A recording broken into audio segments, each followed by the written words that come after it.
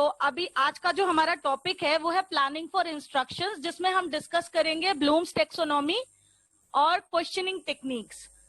सो blooms taxonomy discuss करने से पहले अगर जिन लोगों ने यूनिट 1 और 2 पढ़ रखा है उनके लिए मैं बात कर लेती हूँ। तो हमारा इसका आउटलाइन है जो आज के लिए हम आज उसकी बात करेंगे।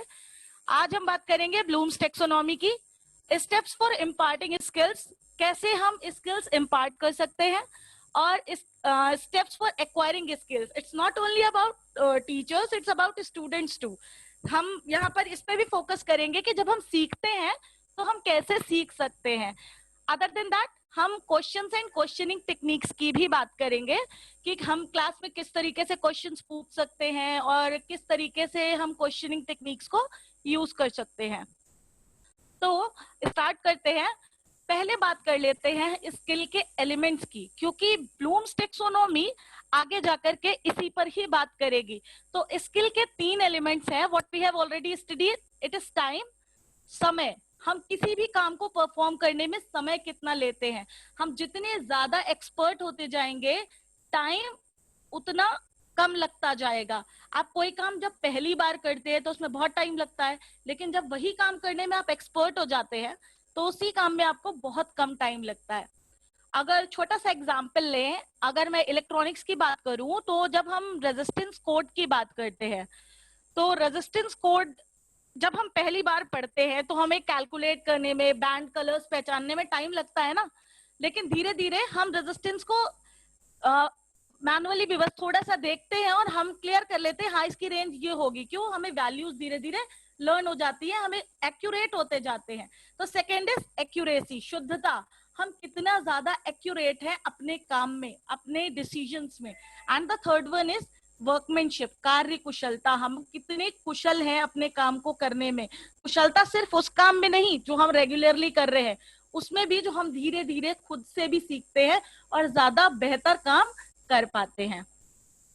तो जो ब्लूम्स टेक्सोनॉमी है ये बेंजामिन ब्लूम ने दी थी, और अकेले नहीं थे, देयर वाज अ टीम। इनकी टीम भी थी जिसमें कोलैबोरेटर्स थे Max Engelhart, Edward Furst, Walter Hill and David Krathwohl. इन लोगों ने एक फ्रेमवर्क दिया, वो फ्रेमवर्क था एजुकेशनल ऑब्जेक्टिव पे। इसको ही हम कहते हैं ब्लूम्स टेक्सोनॉमी। जो ओरिजिनल टेक्सोनॉमी थी वो 1956 में आई थी, लेकिन कुछ टाइम के बाद ईयर 2000 में उन्हीं के एक स्टूडेंट ने, लॉन एंडरसन नाम था, उन्होंने इसको रिवाइज किया और अब रिवाइज्ड टेक्सोनॉमी जो है वो हमारे पास 3 डोमेन्स में अवेलेबल है। अगर हम स्किल की बात करें तो skill is not only knowledge, not only hands on practice, not only our affective domain, not only our I can see emotional side. तो ये तीनों का कॉम्बिनेशन है। जो ओरिजिनल टेक्सोनॉमी थी वो केवल और केवल नॉलेज पर थी, लेकिन जो अभी न्यू टेक्सोनॉमी है हमारे पास उसमें 3 डोमेन है। तो हम पहले पुरानी देखेंगे फिर नई भी देखेंगे। तो जो हमारी ओल्ड टेक्सोनॉमी है इसके जो लेवल्स है वो क्या है? सबसे पहला है नॉलेज, मतलब हम कितना जानते हैं। अगर थोड़ा सा पास्ट में जाएं, थोड़ा सा पुराना सोचे, जब आप स्कूल जाते थे, छोटे बच्चे थे, आपको नहीं पता था कि ABCD क्या है, आपने वहीं जाकर के सीखा। तब आपने टीचर से ये नहीं पूछा कि ए को ए ही क्यों बनाते, ऐसे ही क्यों बनाते। यू लर्न कि ऐसे सिंबलाइज करते हैं। The next stage is comprehension. Comprehension में आपने उस चीज की, कॉम्प्रिहेंशन का सीधा मतलब होता है समझना, अंडरस्टैंडिंग। जब आप उन चीजों को समझने लगे, जब आप लेटर्स को जोड़ के शब्द बनाने लगे और आगे गए, then it is application. Application का मतलब था कि आप इस नॉलेज को अप्लाई कर सके। जैसे आपने स्कूल में गिनती सीखी 1 2 3 4, उस गिनती से आप थोड़ा और आगे गए, अपने जोड़ घटाना सीखा, अप्लाई करना सीख गए। उन्हीं मैथमेटिकल मॉडल्स को हम आगे जाकर के अप्लाई करना भी सीख गए। एप्लीकेशन के बाद आता है एनालिसिस। जब आप किसी सिचुएशन को, किसी प्रॉब्लम को सॉल्व करना, वो एग्जैक्टली क्या है ये सीख जाते हैं। The next stage is synthesis. जब आप अलग अलग कंपोनेंट्स को एक साथ करना सीखते हैं। And the final stage evaluation, जब आप सिचुएशन को जज करना सीख जाएं कि यहाँ ऐसा है तो हमें इस तरीके से काम करना पड़ेगा। This is the last stage of old taxonomy. अब यही टेक्सोनॉमी हम आगे लेकर चलते हैं न्यू रिवाइज्ड डोमेन में। तो रिवाइज्ड डोमेन क्या कहता है, मैं जो आपका कॉग्निटिव डोमेन है, नॉलेज डोमेन है, उसको कंपेयर करके दिखा रही हूँ। The second and third is new one. So there is no comparison, but you will compare with the old knowledge domain. तो अभी जो रिवाइज है वो क्या कह रही है, नॉलेज, या जिसे हम कहते हैं नए में रिमेम्बरिंग। रिमेम्बरिंग मीन्स कि हम इसे याद करें। हाँ, कुछ एक और मैसेज है आप लोगों के लिए, जो लोग भी जिनको कोई भी इश्यू आ रहा है, मैं इस क्लास के एंड में अपना नंबर शेयर करूंगी। अभी पॉसिबल नहीं है कि मैं आपके डाउट्स देख सकूं। विल डू वन थिंग, 1 घंटे में से ज्यादा पॉसिबल नहीं हो पाएगा। आप मुझे व्हाट्सएप करिए और मैं आपके डाउट व्हाट्सएप पे क्लियर कर दूंगी, ठीक है? तो don't raise your hand, don't do any kind of chat, so wait for that time, okay? तो the first step for new taxonomy is remembering. Remembering means याद करना। जब हम चीजें याद कर लेते हैं, जैसे आपने एबीसी याद किया था, जैसे आपने 1 2 3 याद किया था, जैसे आपने ये याद किया था एप्पल इज अ फ्रूट, जैसे आपने ये याद किया था बनाना इज अ फ्रूट, याद किया था ना? अभी जब हम आगे गए, अंडरस्टैंडिंग फेज में आए, तो हमें समझ में आया ये क्यों फ्रूट है, ये क्यों वेजिटेबल है, हर अलग अलग रीजन में अलग अलग तरीके के पेड़ क्यों होते हैं, ये सब कुछ हम धीरे धीरे समझ गए। और अंडरस्टैंडिंग से आगे बढ़े, कहाँ पहुंचे, अप्लाइंग में। जैसे ये सिमिलर है, जैसे ओल्ड में था वैसे ही न्यू में है। up to analysis this is same, analyzing, when we are ready to analyze the situation, analyze the problem, जब हम चीजों को देखकर समझ जाते हैं कि हमें इस सिचुएशन में करना क्या है। अच्छा, इसके बाद जहां पे सिंथेसिस था, जब हम अलग अलग इंफॉर्मेशन को जोड़ रहे थे, एक नया रूप दे रहे थे, that is called in the new taxonomy evaluating. जब हम जज कर सके, एंड जब हम चीजों को, करंट अवेलेबल चीजों को जज करना सीखते हैं, तो हम कुछ नया बनाना भी सीख जाते हैं। And the final for the new taxonomy is creating. अभी ये कैसे कहें कि ये क्रिएटिंग, देखिए, अगर आप लोगों ने यूनिट 2 पढ़ी है, जिसने पढ़ी है वो सुने, जिसने नहीं पढ़ी है दे कैन स्टडी, मैं उसे भी आगे वाले लेक्चर्स में डालूंगी। तो क्रिएटिंग, अगर हम देखें हम क्रिएट कैसे करते हैं, हम कुछ भी वही क्रिएट करते हैं जो हम इमेजिन कर सकते हैं। और इमेजिनेशन क्या है, इमेजिनेशन कहीं अलग से तो बन के नहीं आया है ना। इमेजिनेशन इज समथिंग जो हमारे पास ऑलरेडी ओल्ड थॉट्स हैं, उन्हें एक नया रूप देना। कल्पना क्या है, ऑलरेडी जो हमारे पुराने विचार हैं उन्हें नए रूप में ढाल देना, और इसी को हम कहते हैं क्रिएटिंग। जब हम एवैल्यूएटिंग स्टेज तक पहुंच जाते हैं, तब हम कुछ नया क्रिएट करने लायक भी हो जाते हैं।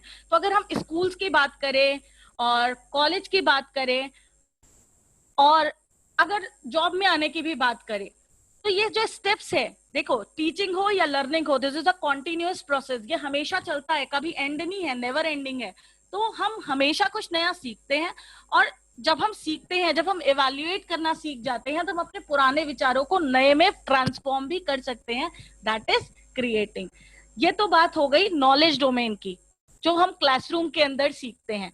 अगर हम इसको इसके नेक्स्ट डोमेन में ले जाएं, जिसे हम कहते हैं, जैसे अभी मैंने आपके साथ डिस्कस भी किया, this is the cognitive domain, remember, understand, apply, analyse, evaluate and create. Fine, अभी हम दूसरा डिस्कस करें, affective domain, this is our emotional side.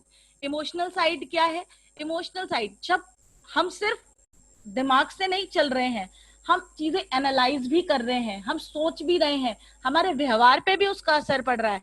तो अगर हम इफेक्टिव डोमेन की बात करें तो ये क्या है, ये है रिसीविंग। जो हम सुनते हैं, कैसे रिसीव करते हैं, सुनते हैं, देखते हैं, ऐसे ही रिसीव करते हैं ना। क्लासरूम में टीचर पढ़ाता है, हम सुनते हैं, टीचर डेमोन्स्ट्रेट करता है, हम देखते हैं। इवन अगर हम सिर्फ ट्रेनिंग मेथोडोलॉजी की भी बात करें, तो टीचर आपको कैसे पढ़ाता है, आप वो देख करके उसकी टेक्निक्स, उसके टैक्टिक्स, आप वो चीजें देखते हैं, और कहीं ना कहीं आप लाइफ में उसे इम्प्लीमेंट करते हैं। क्यों? क्योंकि आपने उसे वैसे ही सीखा है। तो रिसीविंग की बात करें तो रिसीविंग क्या है, when you are ready to receive, जब आप चाहते हैं कि आप कोई चीज सीख रहे हो। नेक्स्ट इज रिस्पॉन्डिंग, रिस्पॉन्ड, जब आपने कुछ सीखा, कुछ सुना, कुछ देखा, उसके लिए आपने रिस्पॉन्स दिया, that is known as responding. जैसे अगर क्लासरूम में टीचर कुछ पूछता है तो आप क्या करते हैं, आपको आता है या नहीं आता है, समझ में आया तो आपके चेहरे पे एक्सप्रेशंस होते हैं, समटाइम्स हम अपना हेड भी नॉड करते हैं, या तो हाँ में या ना में, है ना। तो वो क्या है, वो हमारा रिस्पॉन्स है, और यही रिस्पॉन्स आगे जाके किसमें चेंज करता है, हमारे बिहेवियर में चेंज करता है, जिसे हम कहते हैं वैल्यूइंग। मतलब हम उन चीजों को मानते हैं, बिलीव करते हैं और उसे यूज भी करते हैं, तो ये समहाउ हमारे बिहेवियर को भी चेंज करता है। The fourth step is organising. जितना कुछ हमने सीखा है उसे एक क्रम में लगाना, अपनी चॉइस, अपनी प्रायोरिटी, अपनी प्राथमिकताओं के अनुसार काम करना, that is organising. And the final is characterising. Characterising means जब चीजें हमारे व्यवहार में उतर जाती हैं तो उसे हम कहते हैं कैरेक्टराइजिंग। और अगर हम दूसरी भाषा में कहें तो इंटरनलाइजिंग द वैल्यूज। जो कुछ भी हम सीख रहे हैं जब वो हमारे व्यवहार में आ जाए तो हम उसे कहते हैं कैरेक्टराइजिंग। जैसे अगर हम किसी पर्टिकुलर प्रोफेशन की बात करें, मान लेते हैं कोई फैशन डिजाइनर है, उसने जब सीखा और अभी वो प्रोफेशन में है, वो क्या करेगा, वो किसी का भी ड्रेस देखेगा, किसी का भी फेस देखेगा, किसी की भी एसेसरीज देखेगा, वो उसके आदत में आ चुका है ना, उसका प्रोफेशन वही है, बिहेवियर है कि ये ऐसे नहीं ऐसे होना चाहिए था। जैसे टीचर्स वो पढ़ाते हैं ना, जब आप क्लास में जाते हो, अपना लेसन प्लान प्रेजेंट करते हो, डेमो प्लान प्रेजेंट करते हो, टीचर्स बोलते हैं ना ऐसे नहीं ऐसा होना चाहिए। क्यों बोलते हैं, क्योंकि वो आपकी छोटी छोटी गलतियां जो है वो पकड़ लेते हैं। कैसे पकड़ लेते हैं, वो उनकी जॉब है, उनका प्रोफेशन है, they have characterised it, so you will also characterise it जैसे जैसे आप सीखते जाओगे। ठीक।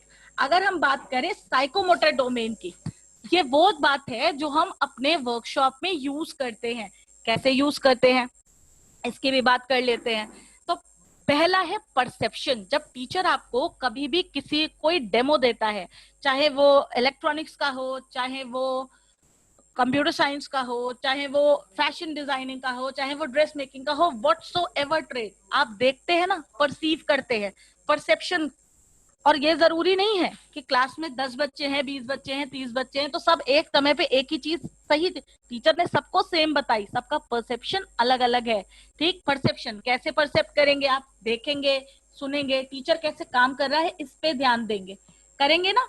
तो दिस इज परसेप्शन। और जब इन चीजों को देखने के बाद the next is set. Set means you are ready to perform the same. आपने जो सीखा वही काम आप आगे करने जा रहे हैं। ठीक। आप इसके लिए मेंटली प्रिपेयर हैं। ठीक। Third is guided response. जब टीचर आपके एक एक मूवमेंट पर नजर रख रहा है, टीचर आपको हर चीज बता रहा है कि क्या चीज कैसे करनी है, दैट इज गाइडेड रिस्पॉन्स। मतलब आपने जो काम किया किसकी गाइडेंस में किया, टीचर की गाइडेंस में किया। आने वाले समय में you all are instructor trainees, आप इंस्ट्रक्टर बनेंगे, आपके स्टूडेंट काम करेंगे, you have to look for each and every student कि वो क्या कर रहे हैं, कहीं कोई गलती नहीं होनी चाहिए। ठीक। तो दिस इज गाइडेड रिस्पॉन्स। और अगर गलती होती है, गलती होगी ही, बच्चे हैं, आपसे होती है, आपके स्टूडेंट से भी होगी, तो वो गलतियां इंडिविजुअल हैं। हो सकता है कॉमन एरर्स हो सकता है इंडिविजुअल एरर्स हो। तो कॉमन एरर्स है, आप कॉमन वे में समझा सकते हैं, ऐसे करना है, डूज एंड डोंट्स क्लियर कर सकते हैं। पर इंडिविजुअल है और वो आप तभी देख पाएंगे जब आप हर ट्रेनी पर ध्यान देंगे, है ना। तो fourth is mechanism. Mechanism is what, जब जो बेसिक स्किल्स हैं वो बच्चा अच्छे तरीके से सीख जाए, उसे हम कहते हैं कि अभी उसे मैकेनिज्म मालूम हो गई कि क्या काम कैसे करना है। जैसे कोई सर्किट कनेक्ट करना है तो अभी ब्रेड बोर्ड पे मालूम है उसके इंटरनल कनेक्शंस कैसे है, उसमें डाउट नहीं है। कैसे एक सर्किट लगाना है, बने बनाए सर्किट क्लियर है, कैसे बनाना है, कहाँ इनपुट कनेक्ट करना है, कहाँ आउटपुट कनेक्ट करना है, everything is very much clear. जो बेसिक प्रोफिशिएंसी है वो आपके पास है, दैट इज मैकेनिज्म। इसके अगले स्टेप की बात करें तो कॉम्प्लेक्स ओवर्ट रिस्पॉन्स। ये थोड़ा सा आपको कंफ्यूज करेगा, इसको हम कह सकते हैं बहुत आसान भाषा में एक्सपर्ट। एक्सपर्ट मतलब जब आप इतना सीख जाएं कि आपकी जो एक्यूरेसी है वो क्लियर हो, प्रत्यक्ष हो, दिखाई दे, दैट इज एक्सपर्टीज। अगला स्टेप आता है अडाप्टेशन। जब आप पुरानी चीजों को नए में बदलना सीख जाएं, चेंज करना सीख जाएं according to situation, that is adaptation. Hindi में हम इसे अनुकूलता भी कहते हैं। और लास्ट क्या है, जो अगर हम कॉग्निटिव डोमेन को देखें ना, वहां क्या था, वहां था क्रिएटिंग, यहाँ क्या है, the word is change, the meaning is same, origination, when you are ready to create, जब आप कुछ बना सकते हैं, जब आप कुछ ओरिजिनेट कर सकते हैं। तो अगर हम टेक्सोनॉमी की बात करें तो टेक्सोनॉमी पुराने जैसी ही है, बस अभी क्योंकि हम स्किल की बात करते हैं, so we have 3 different domains. एक है कॉग्निटिव मींस नॉलेज, एक है हमारे पास अफेक्टिव डोमेन मतलब हमारा इमोशनल रिस्पॉन्स, और तीसरा है साइकोमोटर डोमेन मतलब हम कैसे काम करते हैं।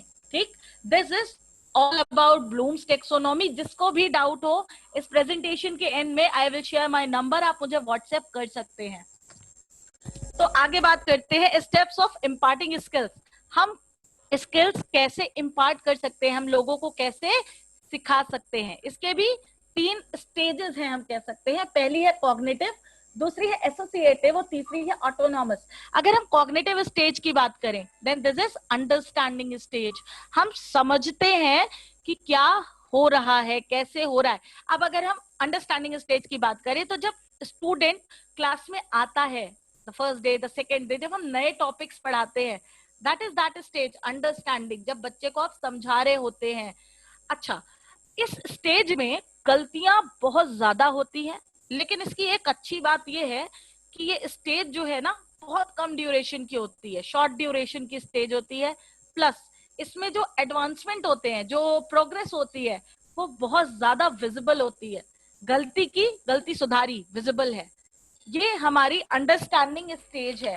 इस अंडरस्टैंडिंग स्टेज में अगर हम कहें कि टीचर को क्या करना चाहिए, तो टीचर को बच्चों को मोटिवेट करना चाहिए कि वो ज्यादा अच्छा, ज्यादा बेहतर सीख सके।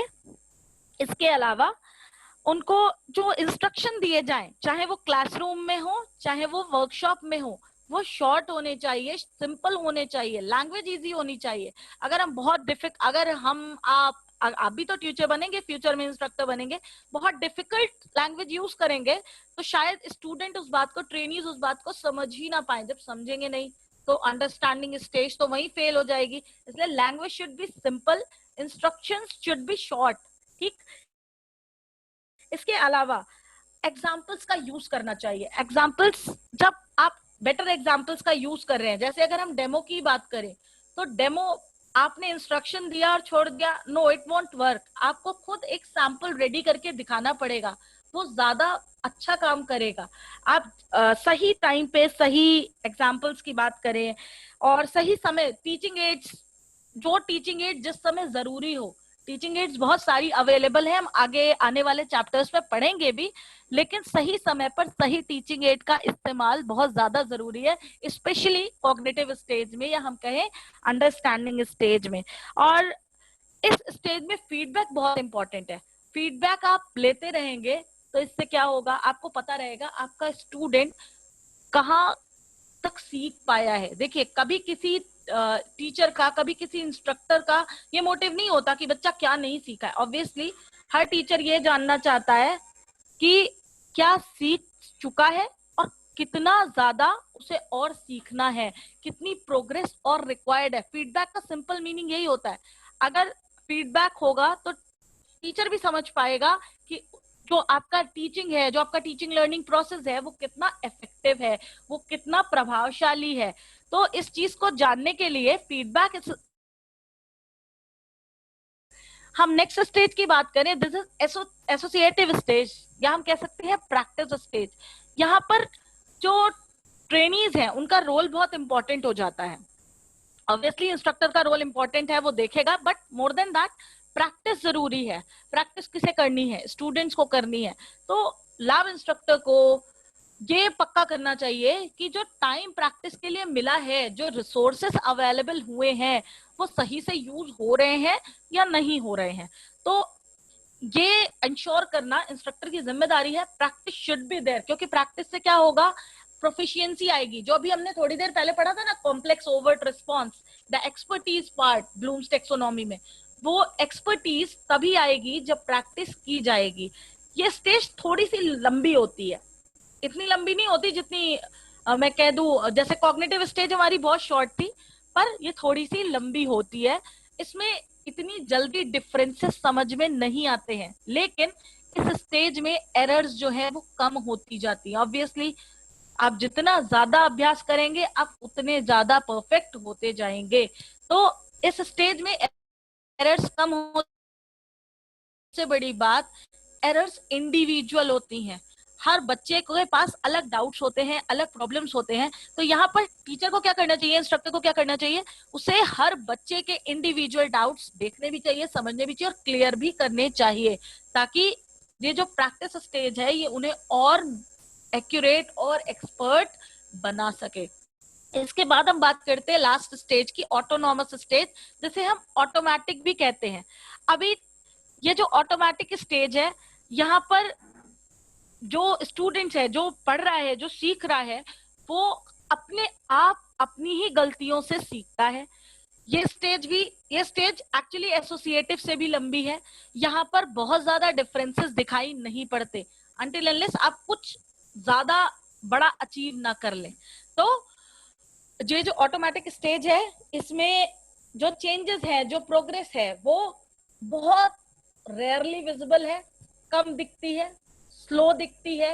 ये स्टेज स्लो है, पर यहाँ पर कोई और नहीं सिखा रहा है, हम खुद सीख रहे हैं अपने आप, अपनी ही गलतियों से, अपने ही काम से हम अपने आप को डे बाय डे और इम्प्रूव करते जाते हैं। That is known as autonomous stage, या हम कह सकते हैं ऑटोमेटिक स्टेज। ये तो इम्पार्टिंग स्किल्स की बात थी, मतलब कह सकते हैं नॉलेज शेयर करने की बात थी कि किस तरीके से टीचर्स को काम करना चाहिए। पर अभी एक और बात है, एक्वायरिंग स्किल्स, हम सीखें कैसे। तो अगर हम सीखने की बात करें तो we again have 4 steps. The first is observation. Observation क्या है? ऑब्जर्वेशन मतलब अवलोकन। हम कैसे सीखते हैं? हम देख के सीखते हैं, सुन के सीखते हैं, दैट इज ऑब्जर्वेशन। तो पहला पार्ट क्या है? ऑब्जर्वेशन। सेकेंड इज पार्टिसिपेशन, मतलब आपका पार्टिसिपेशन कितना है, आप वो काम कर रहे हैं, जैसे टीचर बता रहा है आप वही काम, वो चीजें कर रहे हैं या नहीं कर रहे हैं। देखिए अभी आप स्टूडेंट्स हैं, मैं आपको एग्जांपल बना के बता रही हूँ। In future when you are going to an instructor, आपको ये भी इंश्योर करना पड़ेगा कि बच्चे वही ऑब्जर्व करें, क्लास में अटेंटिव रहें, पार्टिसिपेट करें। और यह पार्टिसिपेशन जो है ये टीचर खुद ही क्लास में एनकरेज करता है। अगर आप बच्चे से कहेंगे नहीं इसको हाथ मत लगाओ खराब हो जाएगा, दैट वोंट वर्क। चीजें हैं इस्तेमाल करने के लिए, हाँ ये जरूर देखें कि वो सही तरीके से इस्तेमाल हो, सही तरीके से यूज हो, बट पार्टिसिपेशन इज रिक्वायर्ड। और एक दो बच्चों का नहीं, एंटायर क्लास का। Excuse me. The third is imitation. Imitation मतलब नकल। जो टीचर ने करके दिखाई टास्क, उसको ही दोबारा करना, दैट इज इमिटेशन, जिसे हम कह सकते हैं गाइडेड रिस्पॉन्स। आपने किया, आपके स्टूडेंट ने किया आपके गाइडेंस में, ठीक। एंड द फाइनल इज, जो हमें सबसे ज्यादा जरूरी चीज जो हमें परफेक्ट बनाएगा वो क्या है? रिपीटिशन। बार बार पुनरावृत्ति करना, वो काम बार बार करना। जब हम बार बार करेंगे तो एरर्स कम होती जाएंगी। लर्निंग थ्योरीज भी यही कहती हैं, जब हम कोई काम बार बार करते हैं तो क्या होता है? हमारी एरर्स कम हो जाती हैं, ठीक। तो ब्लूम्स टेक्सोनॉमी आई होप आप सबको क्लियर हो गई होगी। मैं फिर से कह रही हूँ, जिनको भी कोई डाउट हो वो मुझे व्हाट्सएप कर सकते हैं। एनएसटीआई इलाहाबाद के पास मेरा नंबर ऑलरेडी है, और जिनके पास नहीं भी है मैं शेयर कर दूंगी, ठीक है। Okay, questions and questioning techniques की बात करें तो इस पार्ट में हम क्या क्या डिस्कस करने वाले हैं? हम डिस्कस करेंगे कि एक्चुअली क्वेश्चंस क्या हैं। ऐसा नहीं है कि आप और हम क्वेश्चंस जानते नहीं है, पर अभी तक हम प्रश्न को बहुत कह सकते हैं नॉर्मल सिंपल भाषा में, सरल भाषा में जानते थे, प्रश्न और उसका उत्तर। बट हम इन प्रश्न को कैसे पूछ सकते हैं, कैसे कर सकते हैं, इनका इस्तेमाल कहाँ कहाँ कर सकते हैं। अगर हम ट्रेनिंग मैथोडोलॉजी की बात करें, अगर हम इंस्ट्रक्शंस की बात करें, इंस्ट्रक्टर्स के रोल की बात करें, तो क्वेश्चंस जो है वो बहुत इंपॉर्टेंट रोल प्ले करते हैं। और कह सकते हैं क्वेश्चनिंग या क्वेश्चन पूछना, दिस इज एन आर्ट, ये एक कला है, ठीक। अभी कैसे है, और कि आप प्रैक्टिस नहीं कर सकते, आप भी प्रैक्टिस कर सकते हैं, बस कुछ बातों का ध्यान रखना है। और ये सारी चीजें देखने के लिए हम डिस्कस करेंगे पर्पस ऑफ क्वेश्चंस, क्या उद्देश्य है क्वेश्चन पूछने का, कैरेक्टरिस्टिक्स ऑफ गुड क्वेश्चंस, अच्छे क्वेश्चंस की विशेषताएं क्या है, डिफेक्टिव क्वेश्चंस क्या होते हैं, मतलब दोषपूर्ण प्रश्न क्या होते हैं, और क्वेश्चनिंग कैसे एग्जैक्टली की जाती है। सो क्वेश्चन क्या है, ये अगर हम कहें तो एक तरीके की टीचिंग एड ही है, टीचिंग टूल है, ठीक है। कैसे है ये हम आगे देखेंगे। और ना सिर्फ टेस्ट करने के लिए, ना सिर्फ एवेल्युएशन स्टेप में, हम इसको टीचिंग के दौरान, फीडबैक के दौरान भी हम इस आर्ट का, क्वेश्चनिंग का इस्तेमाल कर सकते हैं, ठीक है। तो आगे बात करते हैं पर्पस ऑफ क्वेश्चंस, मतलब उद्देश्य। क्या उद्देश्य है? उद्देश्य ये है कि टीचर किसी लेसन को पढ़ाते वक्त क्वेश्चंस की हेल्प से जो क्लास में इंटरेस्ट है वो बढ़ा भी सकता है। आपने इंडिविजुअल लर्नर डिफरेंसेस पढ़े हैं, मतलब हम सब अलग अलग है ना, हम सबका अटेंशन स्पैन जितनी देर हम ध्यान दे पाते हैं वो भी अलग अलग होता है ना। मन है, क्लास में बैठे हैं, कहीं और भटक गया। तो ये जो अटेंशन स्पैन है, ये जो अटेंशन है कि जो टीचर क्लास में पढ़ा रहा है बच्चों का ध्यान भी वहीं हो, इसके लिए भी हम क्वेश्चन का इस्तेमाल कर सकते हैं। मतलब ये भी एक उद्देश्य है कि हम बच्चों का अटेंशन, बच्चों का ध्यान क्लास में रख सके, ठीक। क्वेश्चंस बच्चों में विचार उत्पन्न करने के लिए भी, थॉट प्रोवोकिंग, आपने कोई प्रॉब्लम रख दी तो उस पर विचार करें, बच्चों की मेंटल एबिलिटी बढ़ाने के लिए भी हम इसका इस्तेमाल कर सकते हैं। ट्रेनीज सोच सके, अगर आप सब कुछ बता ही देंगे तो ट्रेनीज सोचेंगे क्या, है ना। वैसे अगर पॉसिबल होता तो ये सारी बातें मैं शायद आपसे पूछ रही होती, पर क्योंकि हम सब लॉकडाउन में हैं तो मुझे आपको सब कुछ दिखाना पड़ रहा है, वरना this should be a question while teaching. Okay fine. तो ये क्या कर सकता है, जैसे आपने कोई अंडरस्टैंडिंग बेस्ड क्वेश्चन पूछा तो उस क्वेश्चन में क्या करेंगे, वो क्वेश्चन में बच्चा सोचेगा कि क्यों, क्योंकि उसने वो चीज ऑलरेडी पढ़ रखी है, मतलब अपनी मेमोरी पर जोर देगा, रिकॉल करने की कोशिश करेगा।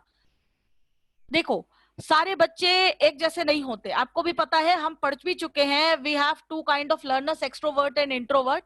तो जो एक्सट्रोवर्ट है they will ask the question, वो पूछ लेंगे, लेकिन सब लोग नहीं पूछ पाते हैं ना। तो जब सब लोग नहीं पूछ पा रहे हैं तो क्या होगा, क्या कर सकते हैं, नहीं पूछ पा रहे हैं तो विल डू कि हम खुद क्वेश्चन पूछे, या जो बच्चे क्वेश्चंस पूछ रहे हैं उससे क्या होगा, बहुत सारे लोगों के जो डाउट्स होंगे, जो मिसअंडरस्टैंडिंग होगी वो क्लियर हो जाएगी। लेकिन अगर क्वेश्चंस ही नहीं होंगे तो जिनके मन में जो डाउट बने हैं ना वो बने ही रहेंगे, गलत सीखा होगा तो गलत ही रह जाएगा। लेकिन क्वेश्चंस वो डाउट्स को, वो एरर्स को हटा देता है, ठीक। आगे बढ़े, enables the instructor to find out the effectiveness of his or her teaching। जो टीचर ने पढ़ाया है वो कितना इफेक्टिव है, उसका जो टीचिंग लर्निंग प्रोसेस है वो कितना इफेक्टिव है, ये भी क्वेश्चंस के थ्रू हमें पता चल जाता है।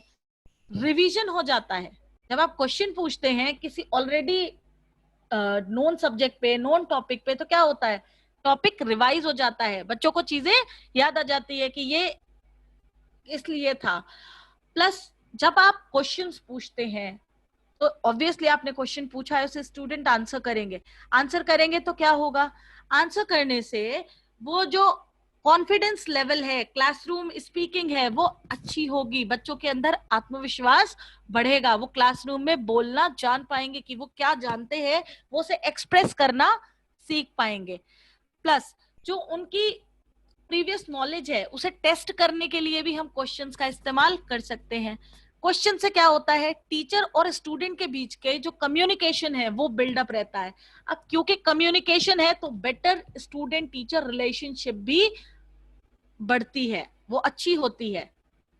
प्लस जो क्वेश्चनिंग है वो जो इंपॉर्टेंट टॉपिक्स हैं उनके ऊपर अटेंशन, ध्यान खींचने में भी सहायता करती है। प्लस अगर टीचर क्वेश्चन पूछता है तो ऑब्वियसली क्वेश्चन पूछा है तो बच्चे आंसर देंगे, आंसर तुरंत आपने पूछा और आंसर मिल जाए, थोड़ा टाइम दीजिए, उससे क्या होगा, जो भी थॉट्स हैं, जो भी आइडियाज हैं, जो उनके विचार है वो उन्हें एक साथ रख पाएंगे और अच्छे तरीके से अपनी बात को एक्सप्रेस कर पाएंगे। जैसे मैंने कहा भी, कम्युनिकेशन स्किल्स इंप्रूव हो जाती है।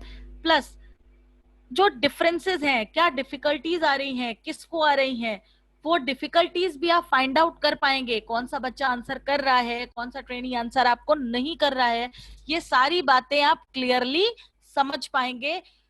तो इसलिए जो क्वेश्चनिंग है दिस इज इंपॉर्टेंट और ये इसका उद्देश्य था। आगे बात करें तो हम कहेंगे कैरेक्टरिस्टिक्स, अच्छे क्वेश्चंस कैसे होते हैं। अच्छे क्वेश्चंस कौन से हैं? अच्छे क्वेश्चंस वो हैं जिनमें क्लैरिटी है। क्लैरिटी मतलब स्पष्टता। स्पष्टता, कैसी स्पष्टता? आपने जो पूछा है ट्रेनीज वही समझे, आसानी से समझ जाएं, क्वेश्चन का सेंस क्या है वो समझ में आए, that is known as clarity. Second is simplicity. Question हमेशा सिंपल होने चाहिए। सिंपल डजंट मीन कि थॉट प्रोवोकिंग ना हो। ये नहीं है सिंपल का मतलब कि बच्चे को सोचना ना पड़े, बस आपने क्वेश्चन पूछा और जो भी उसने रटा रटाया है रिमेम्बरिंग फेस पे ही आंसर दे दिया। थॉट प्रोवोकिंग होने चाहिए लेकिन भाषा सरल होनी चाहिए, ऐसी कि बच्चा आसानी से आपका क्वेश्चन समझ पाए। चैलेंजिंग क्वेश्चन हमेशा ऐसे होने चाहिए जो जो मेंटल एबिलिटीज है उन्हें बढ़ाए, थॉट प्रोवोकिंग हो, स्टिमुलेट करे, बच्चे को सोचने दे, उसकी मेंटल एबिलिटीज को इंप्रूव करे। तो क्वेश्चंस हमेशा थोड़े से चैलेंजिंग होने चाहिए, स्पेसिफिक होने चाहिए, मतलब हर एक क्वेश्चन का एक पर्टिकुलर आंसर होना चाहिए, कोई एम्बिग्विटी नहीं होनी चाहिए, कोई डाउट नहीं होना चाहिए कि ये भी हो सकता है ये भी हो सकता है। नो, एक क्वेश्चन उसका एक डेफिनेट आंसर होना चाहिए। The next is the same, definiteness. Definiteness क्या कहती है? There should be only one answer to a question. हर प्रश्न का सिर्फ एक और एक ही उत्तर होना चाहिए। रेलेवेंस, आप जो टॉपिक पढ़ा रहे हैं, जो टॉपिक डिस्कस कर रहे हैं, प्रश्न भी उसी हिस्से से पूछा जाना चाहिए। ये नहीं कि आपको डिस्कस कुछ और करना है, आप पूछ कुछ और रहे हैं, तो क्या होगा? बच्चे का जो अटेंशन है वो भी खराब हो जाएगा, वो समझ ही नहीं पाएगा, क्लैरिटी नहीं रहेगी। And the last one, that should be the first one, language, भाषा।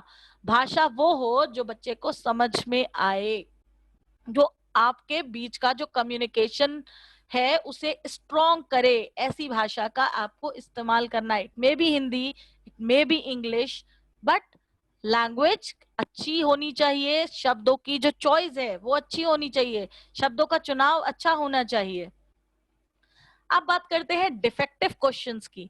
डिफेक्टिव क्वेश्चंस भी जान ले, ऑब्वियसली हम अच्छा जान चुके हैं, हमें यह भी पता होना चाहिए ना कि क्या गलत है, क्योंकि गलत पता होने से क्या होता है, हम वो गलतियां नहीं करते हैं।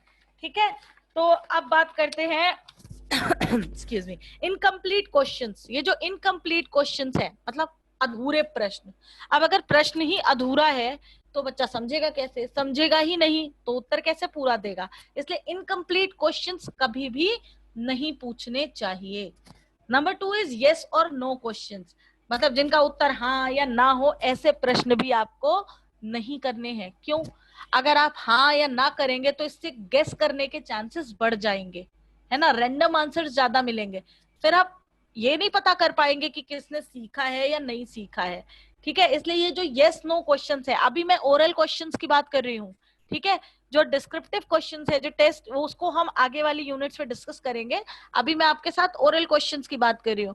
इसलिए यस और नो ये क्वेश्चंस हम क्लासरूम में, वाइवा में नहीं पूछेंगे।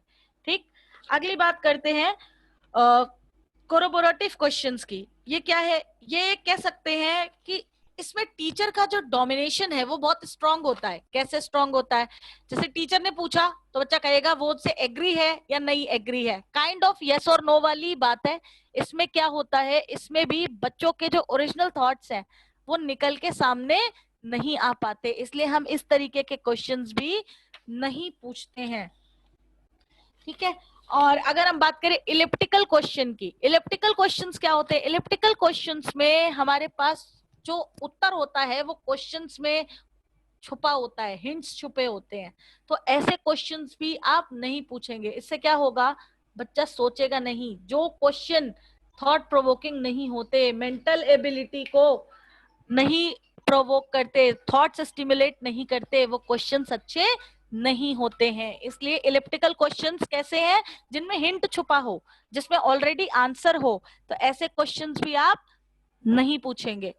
नंबर 5 इज लीडिंग और suggestive, this is similar to elliptical. इसमें क्या होगा, प्रश्न के साथ ही उत्तर भी होगा, जब प्रश्न है उसी के साथ ही उत्तर भी है, तो ऐसे क्वेश्चंस भी आप नहीं पूछेंगे।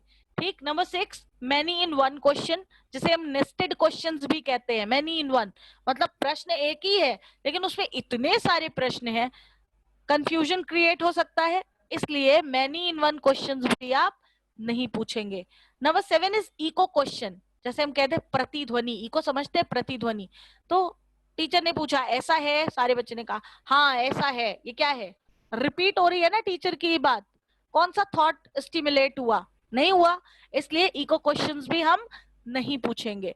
Number 8 questions with misplaced words, मतलब जब शब्द इधर उधर हो जाएं, शब्द इधर उधर हो जाएंगे तो पूरा अर्थ ही बदल जाएगा, तो ऐसे क्वेश्चंस में कोई क्लैरिटी रहेगी नहीं रहेगी, तो ये भी कैसे हो गए, ये भी ये भी जो आपके क्वेश्चंस है ये डिफेक्टिव क्वेश्चंस है। Number 9 is wake questions. Wake questions कैसे हैं, जो कंफ्यूजन क्रिएट करें, और अभी मैंने आपको थोड़ी देर पहले बताया था questions doesn't lead to ambiguity, doesn't lead to any kind of confusion और डाउट, क्योंकि ऐसे क्वेश्चंस क्या होते हैं, डिफेक्टिव होते हैं। ठीक है। Number 10 is wide questions. Wide questions में बहुत सारे इनकरेक्ट आंसर्स भी होते हैं, इसलिए जिन क्वेश्चंस में इनकरेक्ट आंसर्स होते हैं वो क्वेश्चंस अच्छे नहीं होते हैं। ठीक, इतनी बात क्लियर हो गई। तो कैसे क्वेश्चंस हम नहीं करेंगे, जो इनकम्प्लीट हो, जो यस और नो टाइप क्वेश्चंस हो, हम ऐसे क्वेश्चंस नहीं करेंगे। कोलैबोरेटिव क्वेश्चंस नहीं करेंगे जिसमें हिंट छुपे होते हैं। इलिप्टिकल क्वेश्चंस नहीं करेंगे। हम ऐसे क्वेश्चंस भी नहीं करेंगे जिसमें आंसर्स ऑलरेडी हो।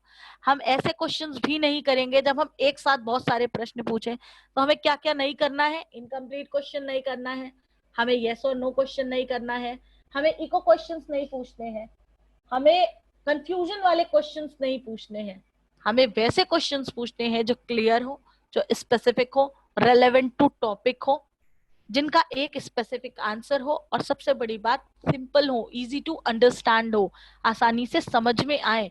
कोई आंसर तो तब भी देगा ना, उद्देश्य क्या है, ये जानना कि स्टूडेंट को कितना आता है, वो कितना ज्यादा कॉन्फिडेंट है, वो अपने थॉट्स को कितना ऑर्गेनाइज कर पाता है। अगर हम कंफ्यूजन क्रिएट करेंगे तो ये जो पर्पस है वो अचीव नहीं हो पाएगा। तो we are not suppose to ask any kind of defective questions. ठीक, कमियां इसलिए बताई जाती हैं कि दूर कर ली जाएं, इसलिए ये क्वेश्चंस हम नहीं पूछेंगे। अब बात करते हैं टेक्निक्स ऑफ क्वेश्चनिंग की, क्वेश्चन कैसे पूछा जाना चाहिए। नॉर्मली क्या होता है, हम क्वेश्चन पूछते हैं और हम सोचते हैं बस हमें आंसर मिल जाए इमीडिएटली, ये सही नहीं है। हम करेंगे क्या, इसके 6 हिस्से हैं, 6 स्टेप्स हैं। आप आखिरी, अगर कभी सीढ़ी चढ़ते हैं तो आखिरी सीढ़ी पे पहले पहुंच जाते हैं क्या, नहीं, बचपन के खेल की बात नहीं कर रही हूँ, हमें स्टेप बाय स्टेप चलना पड़ता है ना, पहला स्टेप, दूसरा स्टेप, तीसरा step. So the same is used in classroom while questioning. क्या करेंगे, हम क्वेश्चंस पूछेंगे। कैसे, सबसे पहला स्टेप है आस्क। सबसे पहले तो आपको क्वेश्चन पूछना पड़ेगा। ठीक, फर्स्ट स्टेप है ask, you have to ask the question. अब ये जो क्वेश्चन है ना, ये किसी एक बच्चे के लिए नहीं होगा, ये पूरी क्लास के लिए होगा, इक्वली डिस्ट्रीब्यूटेड होगा, हर बच्चे के लिए होगा। ठीक, इस क्वेश्चन के बाद टेक अ पॉज।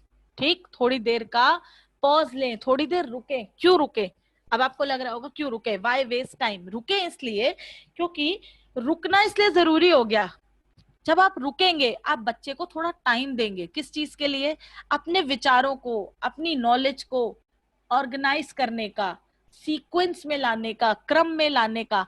क्रम जरूरी है ना, बिना क्रम के चीजें आगे पीछे होंगी तो आपको समझ में आएंगी नहीं आएंगी, इसलिए जरूरी है कि आप उस क्रम को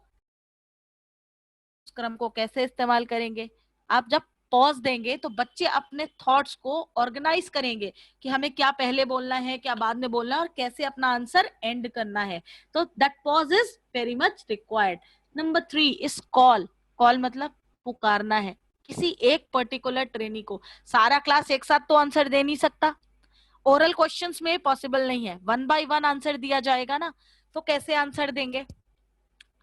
अब अगर आप बच्चों पे छोड़ देंगे, अपने ट्रेनीज पे आंसर दीजिए, तो क्लास बहुत मेसी हो जाएगी situation. So call the trainee by name, आप बच्चे को, स्टूडेंट को नाम से पुकारें। जैसे फॉर एग्जाम्पल अगर मैं कहूं अनीता आप आंसर करें, तो आप कैसे आंसर करेंगे?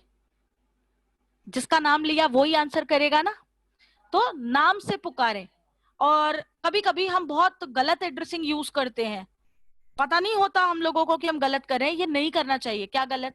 जैसे girl in black dupatta please stand up, what is this? No, you are not suppose to ask like that. अगर आपको नाम नहीं भी पता है तो आप और भी तरीके होते हैं, लाइक हम कह सकते हैं ना, जेस्चर से भी चीजों को कंट्रोल कर सकते हैं। Yes you stand up, like that हम ऐसे भी कर सकते हैं।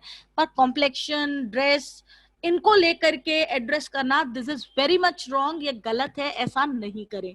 ठीक। और वैसे 20, 30, 40, 50 बच्चों में टीचर को नॉर्मली सारे बच्चों के नाम याद हो जाते हैं, तो आप नाम से ट्रेनी को बुलाएं।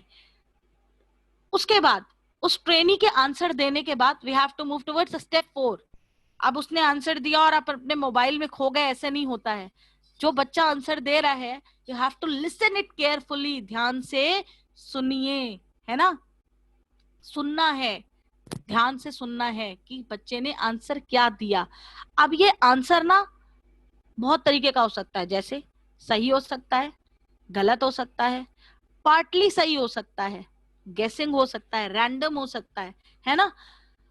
ये आंसर सुनने के बाद you have to receive, you have to decide कि आपको क्या रिस्पॉन्स देना है। अगर आंसर सही है ऑब्वियसली यू विल से हाँ ये सही है, गलत है आप कहेंगे गलत है, पार्टली सही है तो आप बताएंगे कि ये पार्टली सही है, पार्टली गलत है, या आप गेस कर रहे हैं, या ये आंसर रैंडम है। That you have to make it clear to that student, that trainee. आपको ये बात अपने ट्रेनी को क्लियर करनी होगी। Number 6 is repeat. अगर आपको आंसर नहीं मिलता है, गलत आंसर मिलता है, what you have to do, you have to go back again to step 3। आप किसी दूसरे ट्रेनी को बुलाएंगे, उसका आंसर सुनेंगे, उसको रिस्पॉन्ड करेंगे। देखिए जब आप आंसर सुन रहे होते हैं तो उस वक्त सिर्फ आप नहीं सुन रहे होते हैं, पूरी क्लास सुन रही होती है।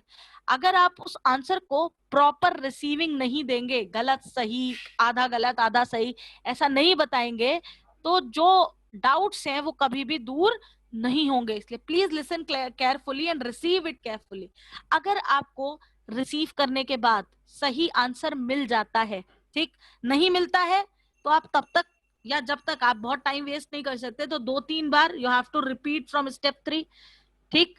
लेकिन अगर आपको आंसर सही मिल जाता है तो आप क्या करेंगे? Number 6 repeat, you have to repeat that answer. आप उस बच्चे से भी रिपीट करवा सकते हैं, किसी और ट्रेनी से भी रिपीट करवा सकते हैं, ताकि हर बच्चा ध्यान से सुन ले और उसके डाउट्स क्लियर हो जाए। और what I suggest, teacher should repeat, teacher को भी रिपीट करना चाहिए करेक्ट आंसर।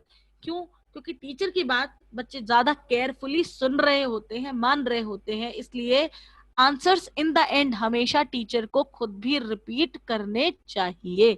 ठीक।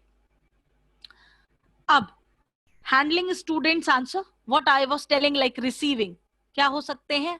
राइट, सही, रॉन्ग, गलत। आप बच्चे को बताएंगे तुम्हारा जवाब सही है या गलत है, या पार्टली सही है, या तुमने रैंडम आंसर दिया है, ये जो आपने थॉट्स अरेंज किए ये ऊपर नीचे हैं, ऐसा होना चाहिए फिर ऐसा होना चाहिए, या गेस। अब गेस कैसे कर सकता है बच्चा? थॉट प्रोवोकिंग क्वेश्चन में गेस करना आसान नहीं है। गेसिंग तभी हो सकती है जब क्वेश्चन में हिंट छुपा हो, जब क्वेश्चन यस और नो वाला हो। इसलिए मेक श्योर आप ऐसे क्वेश्चंस ना पूछें। तो ये जो कैटेगरी 5 है ना, यू कैन इजिली अवॉइड अगर आप डिफेक्टिव क्वेश्चन नहीं पूछते हैं। लेकिन अगर आप डिफेक्टिव क्वेश्चन पूछते हैं तो बी रेडी, क्योंकि आप चांस देंगे तो गेसिंग होगी, है ना। इसलिए डिफेक्टिव क्वेश्चंस अवॉइड करने हैं। ठीक। अब बात कर लेते हैं टाइप्स ऑफ ओरल क्वेश्चंस की, कितने तरीके के हमारे पास क्वेश्चंस अवेलेबल होते हैं। तो पहले हमारे पास है इंट्रोडक्टरी क्वेश्चंस। इंट्रोडक्टरी क्वेश्चंस, देखिए जब हम यूनिट 1 पढ़ रहे थे तो हमने एक चीज सीखी थी कि हमारी जो टीचिंग है इसके 4 स्टेप हैं। बहुत सारे लोगों को पता होंगे, जिनको नहीं पता होंगे कल की क्लास में I will discuss. The first is presentation, preparation and presentation. The second is presentation, ठीक है. The third is application and the fourth one is testing और इवैल्यूएशन. हम ऑलरेडी डिस्कस कर चुके हैं कि पहला चरण क्या है, तैयारी. दूसरा क्या है, प्रस्तुतिकरण. तीसरा है एप्लीकेशन, अनुप्रयोग. और चौथा है मूल्यांकन. हम ये पहले भी पढ़ चुके हैं यूनिट 1 में, बहुत डिटेल में नहीं पढ़ा था, चारों स्टेप्स पढ़ रखे थे. अभी मैं बात कर रही हूँ इंट्रोडक्टरी क्वेश्चंस की. इंट्रोडक्टरी क्वेश्चंस क्या करते हैं, नए टॉपिक को पुराने टॉपिक से लिंक कराने का काम करते हैं. और क्योंकि हम ऑसोबेल मॉडल भी पढ़ चुके हैं, और ऑसोबेल क्या कहते हैं, जब हम पुरानी नॉलेज से लिंक कर पाते हैं तो हम ज्यादा बेहतर सीखते हैं. तो हम बेहतर कब सीखेंगे, जब हम प्रीवियस नॉलेज से लिंक कर पाएंगे. और ये लिंक करने में मदद कौन करता है, इंट्रोडक्टरी क्वेश्चंस. ये क्लास में या नए टॉपिक को इंट्रोड्यूस करने में, इंटरेस्ट बढ़ाने में भी हेल्प करते हैं. इसको हम कहाँ यूज कर सकते हैं, इसे हम प्रिपरेशन स्टेप में इस्तेमाल करते हैं. Number 2, developing questions. क्या डेवलप करना है, ऑब्वियसली जो लेसन हम पढ़ा रहे हैं वो लेसन हमें आगे लेकर जाना है. मतलब हम नया कुछ भी सिखाने जा रहे हैं तब हम कुछ क्वेश्चंस पूछ सकते हैं. ठीक, स्टूडेंट का पार्टिसिपेशन बढ़ाने के लिए क्लासरूम में बच्चा फिजिकली मेंटली अवेलेबल रहे, एक्टिव रहे, उसके लिए भी हम डेवलपिंग क्वेश्चंस पूछ सकते हैं. प्लस दो टॉपिक्स के बीच का लिंक बैठाने के लिए, सीक्वेंस मेंटेन करने के लिए भी हम डेवलपिंग क्वेश्चंस को पूछ सकते हैं. ये क्वेश्चंस हम प्रेजेंटेशन स्टेज में ही पूछते हैं. तीसरी कैटेगरी है थॉट प्रोवोकिंग क्वेश्चंस. मतलब जो आपके विचारों को स्टिमुलेट करे, तो आपके विचारों को आपको सोचने का मौका दे, इन्हें हम कहते हैं थॉट प्रोवोकिंग क्वेश्चंस. ये हम कब इस्तेमाल करते हैं, ये हम इस्तेमाल करते हैं क्लासरूम में अटेंशन मेंटेन रखने के लिए, बच्चे का ध्यान अपनी ओर खींचने के लिए, ये चेक करने के लिए कि आप जो सिखा रहे हैं बच्चा वही समझ रहा है, मतलब उसका लाइन ऑफ थॉट सेम है या दाएं बाएं भटक गया है. ये भी चेक करने के लिए हम थॉट प्रोवोकिंग क्वेश्चंस का इस्तेमाल करते हैं.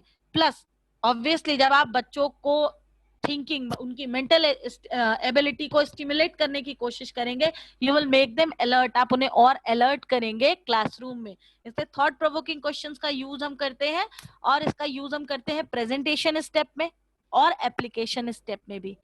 प्रॉब्लम क्वेश्चंस क्या है, प्रॉब्लम क्वेश्चंस आपके जो सेल्फ थिंकिंग है उन्हें स्टिमुलेट करते हैं. इसमें टीचर क्या करता है, बच्चों के सामने एक प्रॉब्लम रख देता है, और इस प्रॉब्लम का जो आंसर होता है वो ही आपके क्लास को आगे बढ़ाता है. जैसे जिन्होंने साइकोलॉजी ऑफ लर्निंग पढ़ी है, आई थिंक एनएसटीआई इलाहाबाद में क्लासरूम में पढ़ी हुई है, इफ यू रिमेम्बर, यूनिट शुरू करने से पहले मैंने आपको एक कहानी सुनाई थी. जिसको याद हो प्लीज नॉट योर हेड. मैं जिनका वीडियो देख रही हूं मैं समझ जाऊंगी.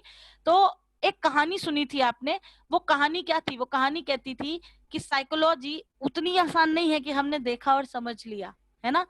वो शुरू करने से पहले, that is problem, I put forward a problem, कि आपको क्या सीखना है. तो ऐसे ही जब आप कुछ नया इंट्रोड्यूस करना चाहते हैं तब भी आप प्रॉब्लम क्वेश्चंस यूज कर सकते हैं. आप एक प्रॉब्लम रख सकते हैं सामने कि ये प्रॉब्लम है, what is the solution. Solution may be the new topic you are going to introduce. आप नया जो टॉपिक इंट्रोड्यूस करने वाले हैं वो ही उसका सोल्यूशन होता है. या प्रेजेंटेशन स्टेप में अपने चैप्टर को, अपने लेसन को आगे बढ़ाने के लिए भी हम इस तरीके के क्वेश्चंस का इस्तेमाल कर सकते हैं. कॉम्प्रिहेंशन क्वेश्चन, कॉम्प्रिहेंशन का मतलब क्या है, अंडरस्टैंडिंग, समझ. कॉम्प्रिहेंशन क्वेश्चंस क्या कहते हैं, कॉम्प्रिहेंशन क्वेश्चंस जो आपकी टीचिंग प्रोसेस की इफेक्टिवनेस है उनको मेजर करने में कामयाब आपको मदद करता है कि आपने कितना बेहतर सिखाया है, बच्चे कितना अच्छा सीख पाए हैं. प्लस हर बच्चे की अंडरस्टैंडिंग कितनी है, आपको एक बच्चे से मतलब नहीं है, आपको पूरे क्लास से मतलब है.